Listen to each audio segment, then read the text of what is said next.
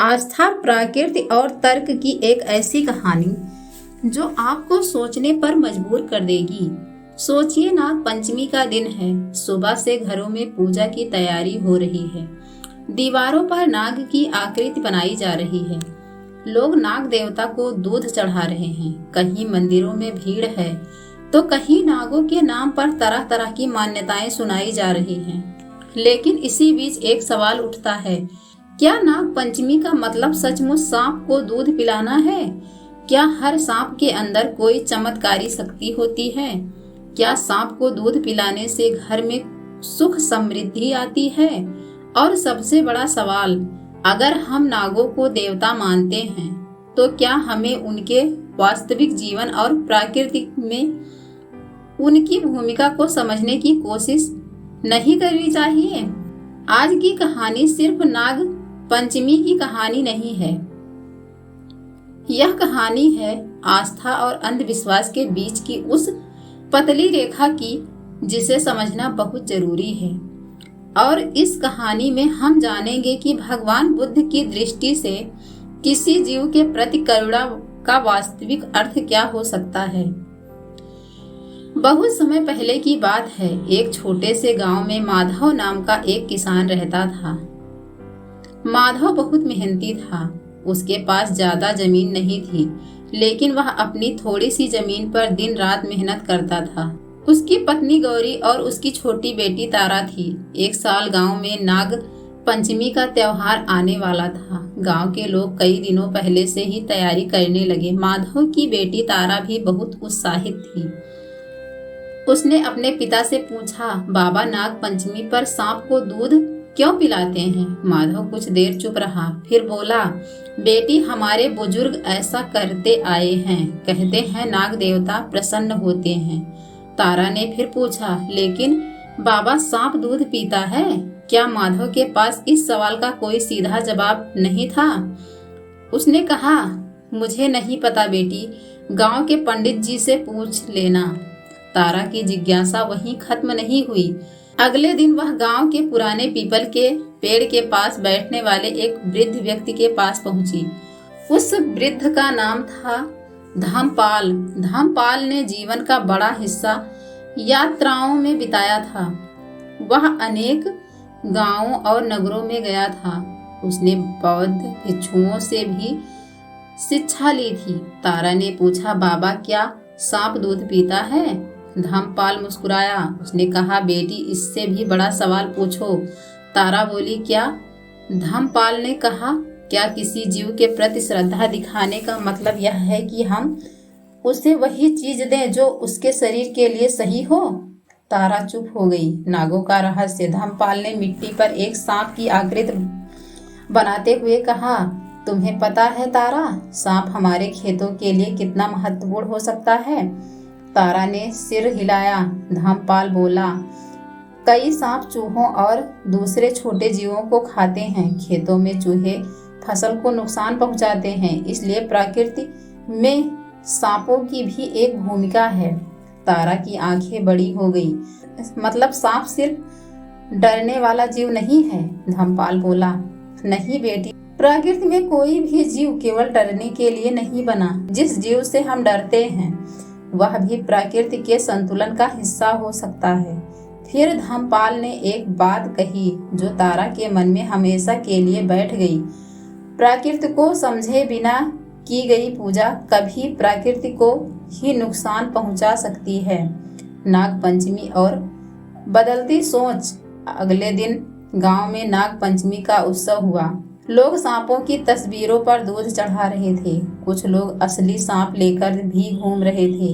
भीड़ में एक व्यक्ति जोर जोर से कह रहा था, नाग देवता को दूध पिलाओ, इससे आज सांप को दूध पिलाने से पूरे साल कोई संकट नहीं आएगा। तारा यह सब देख रही थी। उसे धमपाल की बात याद आ रही थी। तभी उसने देखा कि एक व्यक्ति एक सांप को पकड़कर उसके सामने दूध का कटोरा रख रहा है।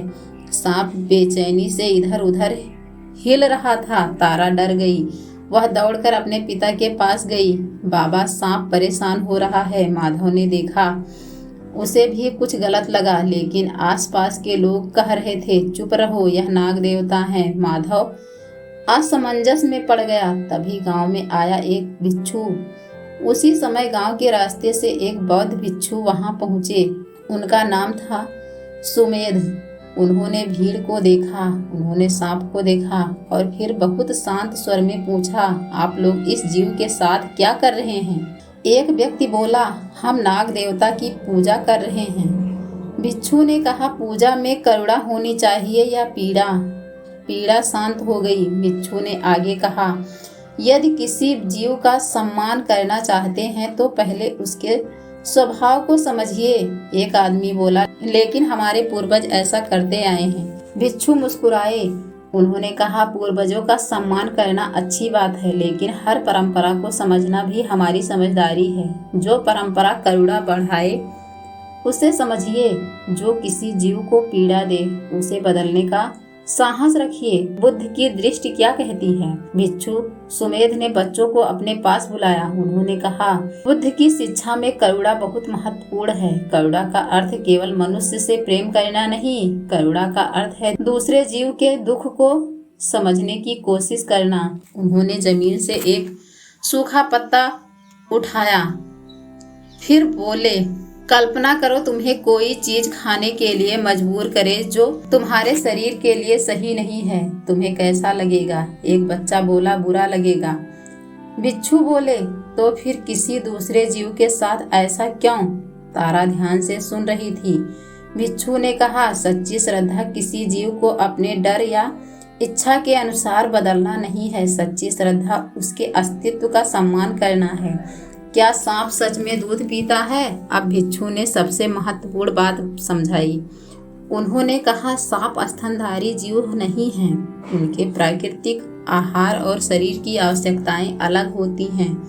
त्योहारों के समय जब सांपों को जबरन दूध पिलाया जाता है तो यह उनके लिए लाभदायक मान लेना सही नहीं है। उन्होंने लोगों से कहा, अगर आप नाग पंचमी मनाना चाहते हैं तो मनाइए, लेकिन सांप को पकड़कर परेशान मत कीजिए। उसे दूध पिलाने के बजाय उसके रहने की जगह बचाइए।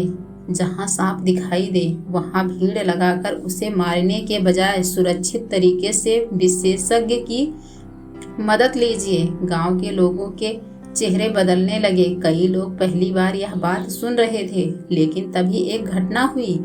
शाम होने लगी। माधव अपने खेत से घर लौट रहा था। तभी उसने रास्ते के किनारे एक सांप देखा। वह सांप खेत के मेड़ के पास पड़ा था। माधव डर गया। उसके हाथ में लाठी थी। उसने लाठी उठाई।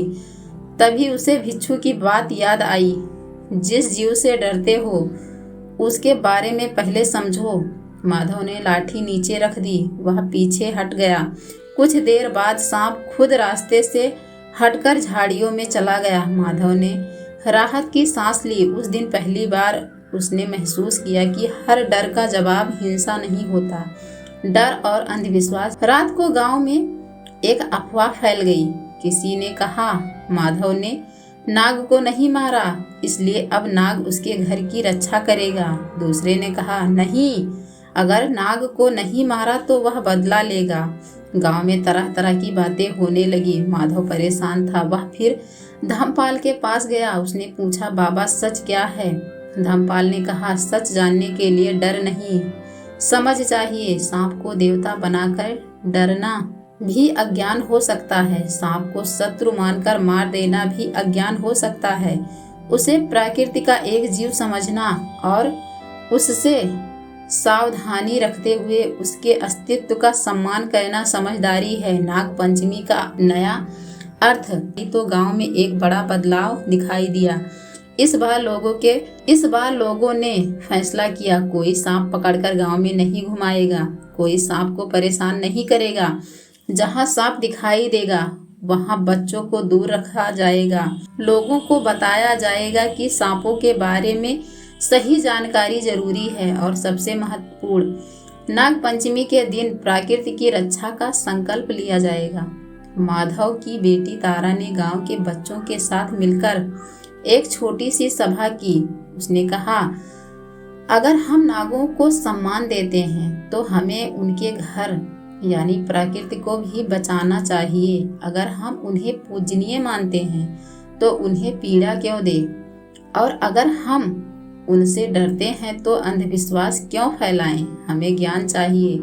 सभा में बैठे लोग तालियां बजाने लगे। कहानी का सबसे बड़ा सवाल, अब आप खुद सोचिए, नाग पंचमी केवल एक धार्मिक परंपरा है या उसके पीछे प्रकृति से जुड़ा कोई संदेश भी हो सकता है। हजारों वर्षों से मनुष्य ने सांपों को रहस्यमयी जीव माना, क्योंकि वे जमीन पर चलते हैं, अचानक दिखाई देते हैं। कुछ प्रजातियों का विष जानलेवा हो सकता है, इसलिए उनसे डर भी पैदा हुआ और उनके प्रति अनेक लोक कथाएं भी बनी। लेकिन डर से पैदा हुई कहानी और वैज्ञानिक सच्चाई हमेशा एक जैसी नहीं होती।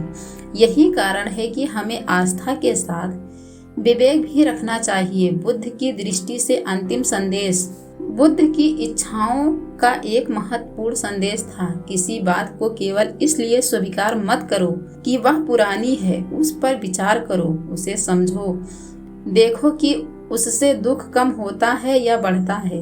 नाग पंचमी के संदर्भ में भी हम यही दृष्टि अपना सकते हैं। आप पूजा करें, प्रार्थना करें, अपने परिवार की परंपरा निभाएं, लेकिन किसी जीव को अनावश्यक पीड़ा न दें। सांप दिखाई दे तो उसे पकड़ने की कोशिश ना करें। उसे मारने के बजाय सुरक्षित दूरी बनाएं और प्रशिक्षित व्यक्ति की सहायता लें। और सबसे जरूरी बात, सांप के काटने पर झाड़ फूंक के भरोसे समय बर्बाद ना करें।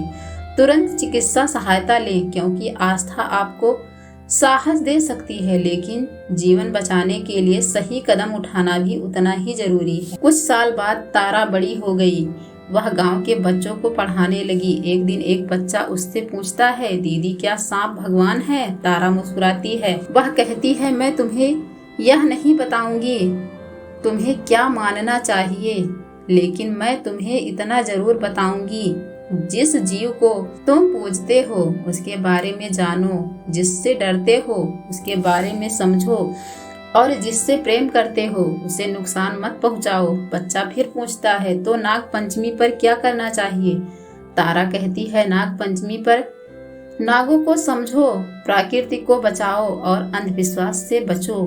फिर वह आसमान की ओर देखती है और कहती है, किसी जीव को देवता मानने से पहले इंसानियत सीखो, क्योंकि करुणा ही वह भाषा है जिसे हर जीव समझता है। दोस्तों, नाग पंचमी हमें केवल पूजा का अवसर नहीं देती, यह हमें एक सवाल भी देती है, क्या हमारी आस्था प्रकृति के प्रति करुणा बढ़ा रही है या केवल डर?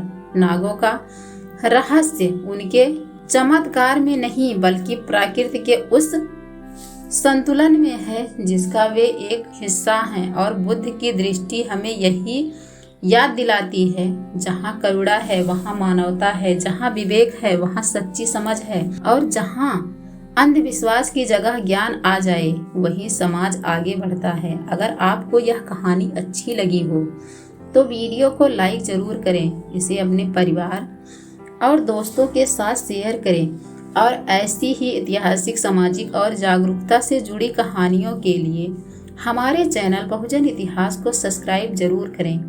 कमेंट में जरूर लिखिए, आस्था के साथ विवेक भी जरूरी है। जय भीम, नमो बुद्धाय।